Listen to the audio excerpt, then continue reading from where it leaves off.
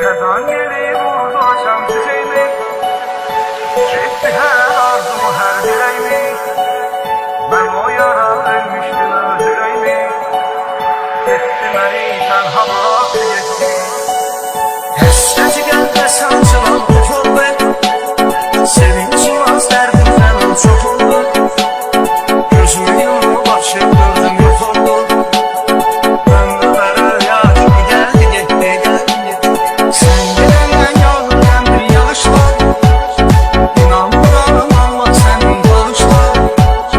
Hiç yanımdan çıkmaz hemen bakışlar, gözlerime sonda baktı gitti. Şu son bakışlarda neler göründü, gitti kalbim arkasıyla süründü. Gözlerimi yaşlı görüp sevindi, hayatlar şimdi göndü gitti. Adım dillerde bir efsanelerde, bir zincirin çatma divanelerde, köşkün ateşinde pervanelerde, sağlık beni yandı yaktı gitti.